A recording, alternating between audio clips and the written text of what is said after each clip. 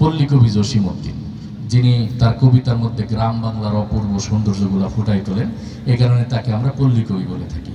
তো এই কবর কবিতাটা তো তার প্রথম প্রকাশিত কবিতা, 124 লাইনের কবিতা, এবং এই কবিতাটা কিন্তু মূলত একটা ইমোশনাল কবিতা।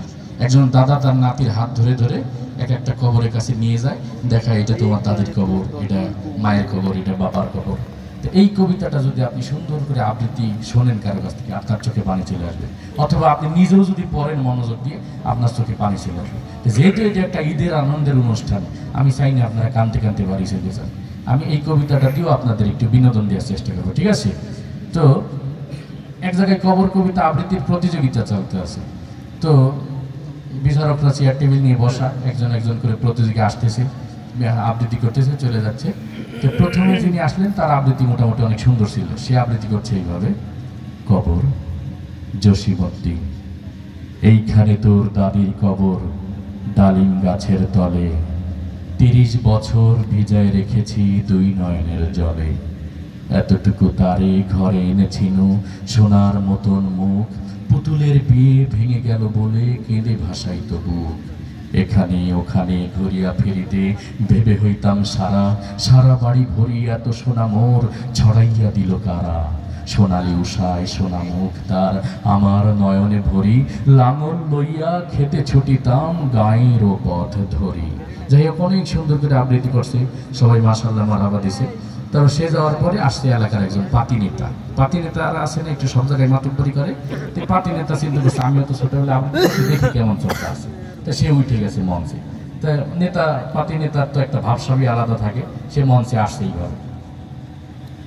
তা নেতারা তো রাজনীতির মঞ্চে গরম বক্তব্য দিয়ে অভ্যাস, ওই পাতি নেতার আবৃত্তির ঢং ছিল এরকম: খবর জসিমউদ্দিন, এইখানে তোর দাদির কবর, ওই ডালিম গাছের তলে, 30 বছর ভিজাই রেখেছি 2 নয়নের জলে। তার আবৃত্তি শুনে তো পোলাপানি উঠে দৌড় মারছে, বিচারকরা খাতা তো কলম ঠেয়ে পলাই গেছে। তারপরে নেতা চলে যাওয়ার পরে আবার সবাই আসছে। আসার পরে চিন্তা করছে যে না, এইরকম নেতা খেতারে আর স্টেজে উঠানো যাবে না, এখন আবার আসল প্রতিযোগী যারা তাদেরকে উঠাই। তো এখন যে ছেলেটা আসছে সে আমাদের ওই মাদ্রাসার হেফজখানে কিছু পোলাপান থেকে খুব লাজুক, তাই না? লজ্জায় কারোর সামনে কিছু বলতে চায় না। এরা বাড়িতে গেলে বাপ মা কত রিকোয়েস্ট করে, বাবা বাড়ি মাদ্রাসায় কি বসো, আমাদের একটু তেলাওয়াত করে শোনাও। এই সরমে শেষ, আর কইতে চায় না। এরকম কিছু লাজুক পোলাপান আছে না মাদ্রাসায়? এরকম একটা লাজুক ছেলেকে তার বন্ধুরা ঠেলে উঠে দিয়েছে স্টেজে, যে যা তুই কবর কবিতা আবৃত্তি কর। ও তো মঞ্চ উঠে লজ্জায় শেষ। তার আবৃত্তির ঢং ছিল এরকম: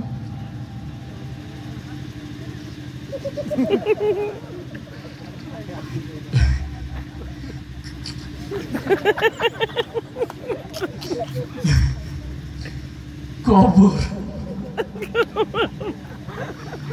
জসিমউদ্দিন, এইখানে তো দাদির খবর। তোরে বলো যে থাক, তুই বেশি হাসি লজ্জা পাইতেছ, তোর আবৃত্তি করার দরকার নেই। তো সে চলে গেল। এরপরে যে আসছে সে আবার একটু ইমোশনাল টাইপের পোলাপান।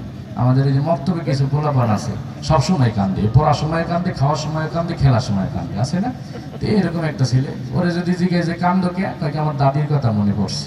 মানে দাদি একটু আদর যত্ন বেশি করে, তো এখন ওরে বলছে যে যাও তুমি একটু আবৃত্তি করো। এখন ও তো যখন শুনছে যে দাদির কবরের কবিতা আবৃত্তি করতো, দাদির কথা মনে বেরিয়ে গেছে, ও আগেই কান্দা শুরু করে দিই। তার আবৃত্তির ঢং ছিল এরকম: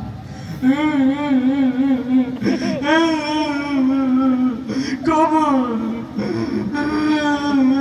জসিমউদ্দিন, এইখানে তো দাদির কবর, ও দাদি রে। তোরেও ধরে লেগে গেছে, যেহেতু বেশি ইমোশনাল হয়ে গেছে, এর দিয়ে আবৃত্তি হবে। তো সে চলে যাওয়ার পর আর একজন মুরব্বী আসছে, মানে ওর দাদা। সে চিন্তা করলো আমিও তো ছোটবেলায় পড়ছি, দেখি কেমন চর্চা আছে। তো মুরব্বী পান খেতে খেতে আসছে, তার আবৃত্তির ঢং ছিল এরকম: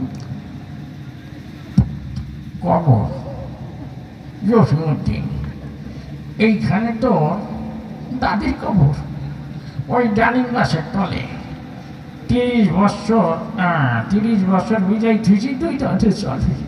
তো মুরব্বী ইমোশনাল হয়ে গেছে, তাকে বললো যে থাক, আপনার আবৃত্তি করার দরকার নেই।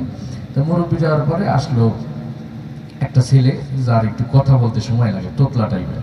তার আবৃত্তির ঢং ছিল এরকম: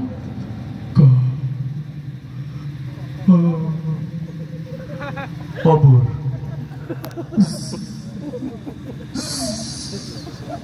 জসিমউদ্দিন, এইখানে তোর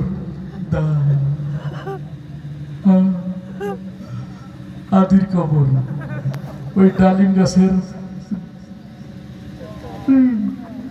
মানে সে আর সামনে যাইতে পারতে আছে না, তলে যাই আটকে গেছে। তো তাকে বলে যে থাক, তোরা আবৃত্তির দরকার নেই, সারা রাত শেষ হয়ে যাবে, তোরা আবৃত্তি শেষ হবে।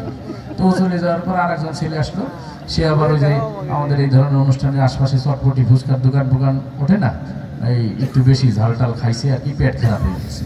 তো তার আবৃত্তির ঢং ছিল এরকম: কবর, জসিমউদ্দিন, এইখানে তোর দাদির কবর, ডালিম গাছে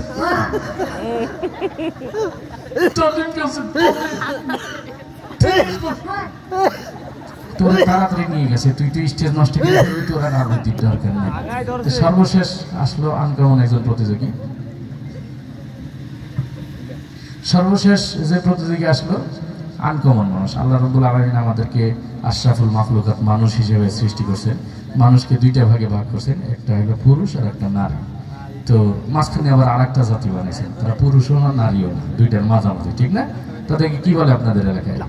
হ্যাঁ, এই পাবলিক আসছে, সে চিন্তা করলো আমিও তো পড়ছি, দেখি কেমন চর্চা আছে। তার আবৃত্তির ঢং ছিল এরকম: এই কবর বে কবর, এ কোথায় কবর? এইখানে তোর দাদির কবর। কোথায়? এইখানে তোর দাদির কবর, ডালিম গাছের তলে, 30 বছর ভিজায় রেখেছি 2 নয়নের জলে। ধন্যবাদ সবাইকে।